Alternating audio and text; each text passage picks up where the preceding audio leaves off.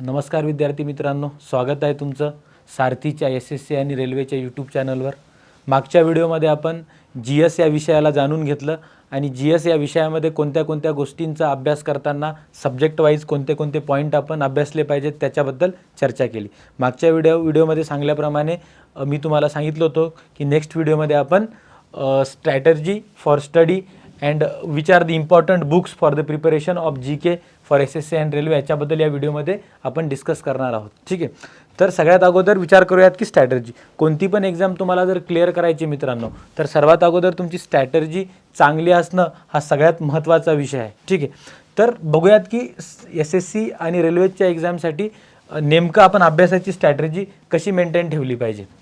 सर्वात आधी काही की पॉईंट्स मी इथं स्लाईडवर नोट डाऊन केलेलो आहे. Strategy for he strategy only and only for कशासाठी आहे, GS.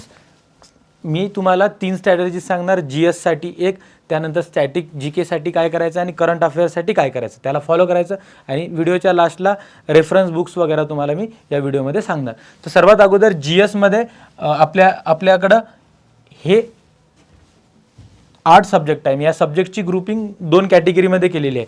बघा, पहिली कॅटेगरीमध्ये सब्जेक्ट आहे तुमचे जॉग्राफी, हिस्ट्री, पॉलिटी आणि इकॉनॉमिक्स, आणि सेकंड कॅटेगरीमध्ये मी सायन्स आणि इन्व्हायरमेंटला एकत्र ठेवलेलं आहे, कारण सायन्सचं आणि इन्व्हायरमेंटचं एक कनेक्शन राहते. ठीक आहे, आणि हे जे आहेत हे स्टॅटिक सब्जेक्ट्स राहतात, कारण याच्यामध्ये गोष्टी जास्त चेंज होत नाही. पण सायन्स आणि इन्व्हायरमेंटचं डायरेक्ट रिलेशन असल्यामुळे ही ग्रुपिंग आपण अलग केलं आहे आणि ही ग्रुपिंग आपण अलग केलं आहे. कम्पॅरेटिव्हली हे 4 सब्जेक्ट थोडे वास्ट आहेत आणि हे 4 सब्जेक्ट थोडे लेस वेटेज आहे. ही ग्रुपिंग करण्यामागचं एक कारण आहे, सांगतो तुम्हाला. याला आपण ग्रुप A म्हणू आणि याला आपण ग्रुप B म्हणू. सर तुम्ही ग्रुपिंग का केली, तर हे आपल्याला पहिल्या स्लाइडमध्ये मी तुम्हाला समजावून सांगतो की आपण ग्रुपिंग का केलो. बघा, GKचा अभ्यास करताना एक प्रॉपर स्ट्रॅटर्जीने अभ्यास करायचा असतो. आपण काय करूत, आपल्या स्ट्रॅटर्जीमध्ये 1 सब्जेक्ट 1 वीक टार्गेट करू. म्हणजे जर जानेवारी मंथ आहे तर कोणत्याही मंथमध्ये तुमचे किती असतात, 4 तुमचे वीक्स असतात. तर एका वीकला एक सब्जेक्ट आपण रिवाईज करू किंवा अभ्यास करू. बघा, तुम्ही बॅचमधून तर GK शिकणार, त्यानंतर रिव्हिजन पॉईंट ऑफ व्ह्यूनी कसं करायचं, किंवा ज्या पोरांनी आधीच GK केलेलं आहे त्यांनी त्याला रिवाईज कसं करायचं किंवा अभ्यास पण करायचा असेल तर अभ्यास कसा करायचा, तर एक स्ट्रॅटर्जी माझी स्वतःची बनवलेली की 1 सब्जेक्ट 1 वीक, की एका वीकमध्ये एक सब्जेक्टवरच फोकस ठेवायचं. फॉर एक्झाम्पल, पहिल्या वीकमध्ये तुम्ही जॉग्राफीला फोकस केलात. आता जॉग्राफीमधले कोणते की पॉईंट महत्त्वाचे ते मी तुम्हाला बोललेलो. ठीक आहे, मग नंतर काय करायचं, त्याच्यामधले कमीत कमी 10 पॉईंट्स काढून ठेवायचे की हे 10 पॉईंट जॉग्राफीमध्ये महत्त्वाचे आणि हे मला अभ्यासायचे किंवा रिवाईज करायचे आहे.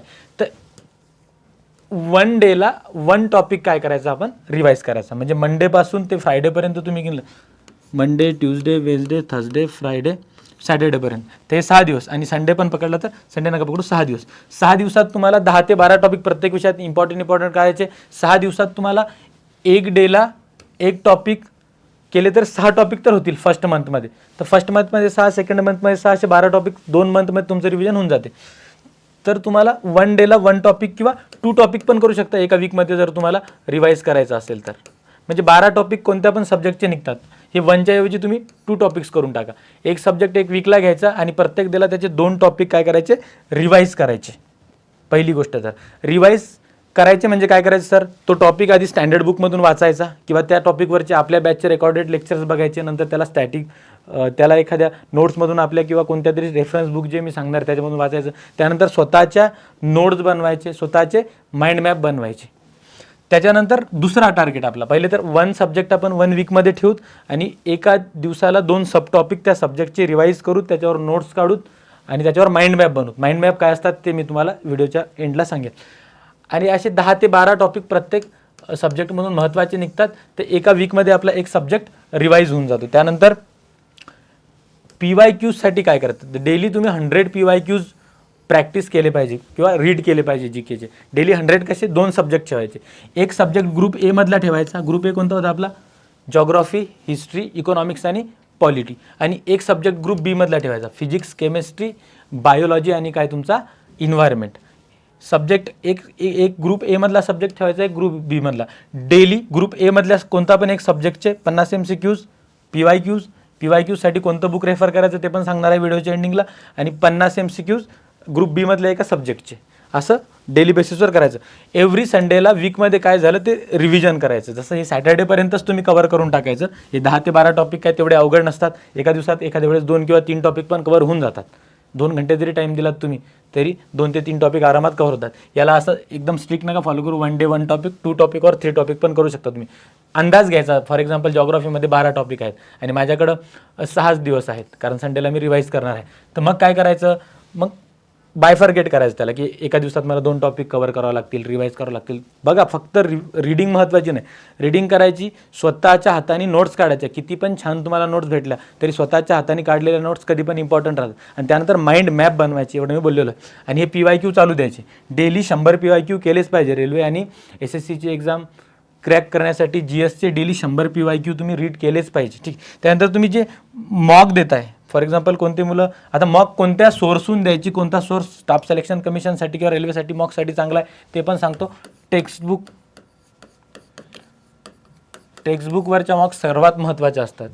रिलेव्हंट कंटेंट आहे, PYQ मॉक पण द्यायच्या आणि लाईव्ह मॉक पण द्यायच्या. आणि एक मॉक देताना जर एखादा क्वेश्चन तुम्हाला छान वाटला तो note down the questions of mock. ठीक आहे, मॉकचे क्वेश्चन्स तुम्ही काय करायचे, नोट डाऊन करायचे, एक सेपरेट नोटबुक त्यासाठी बनवायची. तर क्लिअर झाला असेल आय थिंक. 1 सब्जेक्ट 1 वीक करायचं.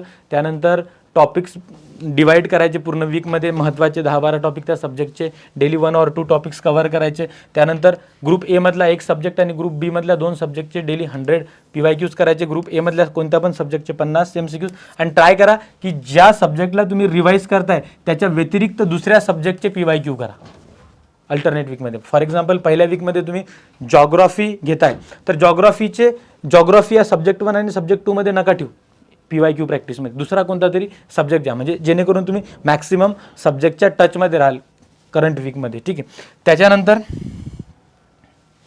हे ग्रुपिंग ऑफ सब्जेक्ट मी सांगितल्याप्रमाणे ग्रुप ए आणि ग्रुप बी.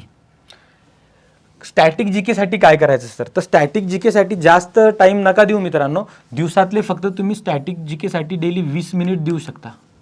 डेली 20 मिनिटात काय करायचं सर, काहीच नाही करायचं. बघा, एका वीकमध्ये स्टॅटिक GKचे महत्त्वाचे पॉईंट मी तुम्हाला तसं PDF फॉर्मॅटमध्ये टाकून देईल मी टेलिग्राम चॅनलवर आमच्या. 2 टॉपिक एका वीकमध्ये कन्सिडरेशनमध्ये घ्यायचे.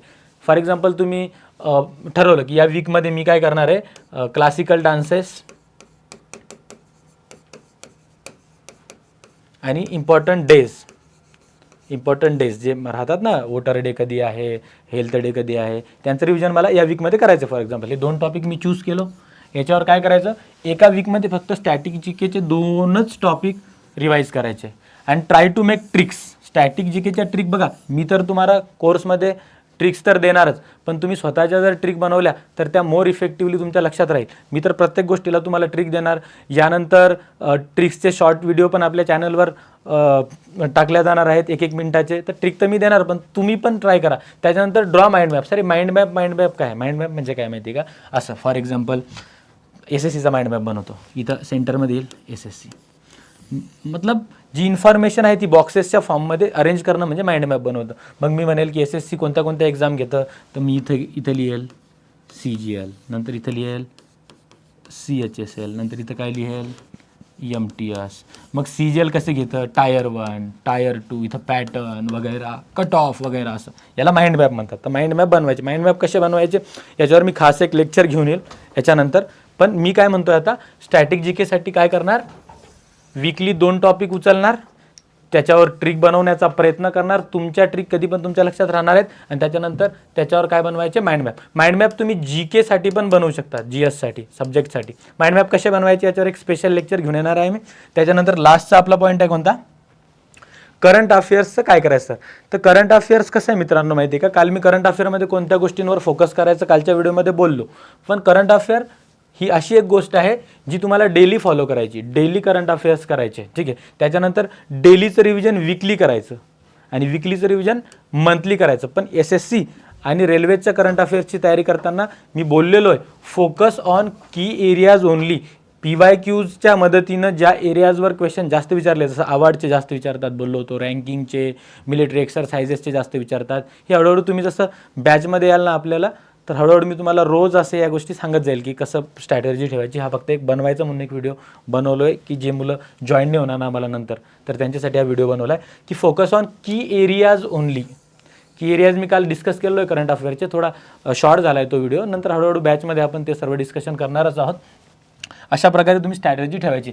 आता सर्वात महत्त्वाचं की बुक कोणते रेफर करू शकतो. बघा, पहिली गोष्ट तर मी तर तुम्हाला कॉम्प्रिहेन्सिव्ह शिकवणारच आहे बॅचमध्ये. त्याच्यानंतर माझ्या ज्या ॲनोवेटेड PPTs आहेत त्या मी असं, फॉर एक्झाम्पल मी PPTवर शिकवतोय तर मी असं काहीतरी लिहितो ना, हे सर्व कट करून मी तुम्हाला प्लेन PPT देणार आहे PDFच्या फॉर्मॅटमध्ये. तिथून तर तुम्ही रिव्हिजन करणारच, पण काही स्टँडर्ड बुक असतात जे काय एकदम ऑल इंडिया लेवलचे स्टुडंट्स जे प्रिपेअर करताय ते रेफर करतात, ते आपण पण रेफर केलं पाहिजे.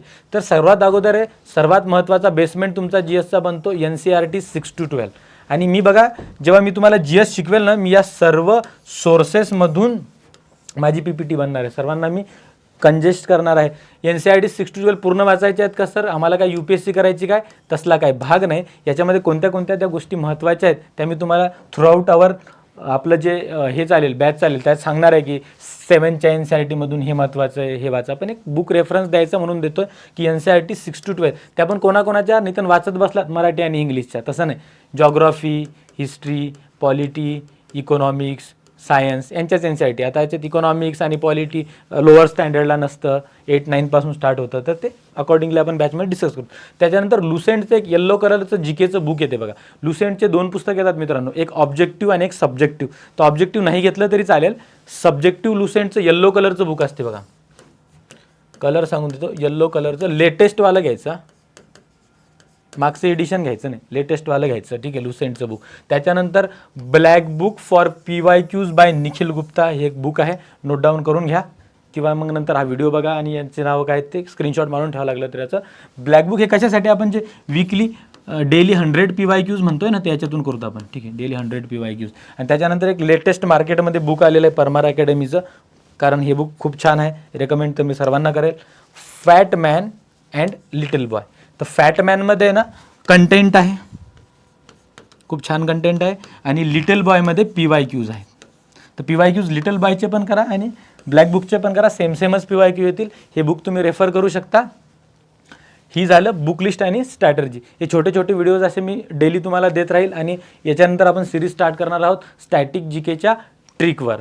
तर ज्यांनी चॅनलला सबस्क्राईब नाही केलेलं त्यांनी आमच्या चॅनलला सबस्क्राईब करा आणि बेल आयकॉन क्लिक करा, जेणेकरून तुम्हाला काही व्हिडिओज पडला तर त्याचे नोटिफिकेशन येईल. आणि व्हिडिओ कसा वाटला कमेंटमध्ये बिलकुल कमेंट करा. काही इम्प्रूव्हमेंट एरियाज वाटला तर बिलकुल सजेस्ट करा. टीम सारथी हमेशा या गोष्टी ॲक्सेप्ट करायला रेडी आहे. धन्यवाद.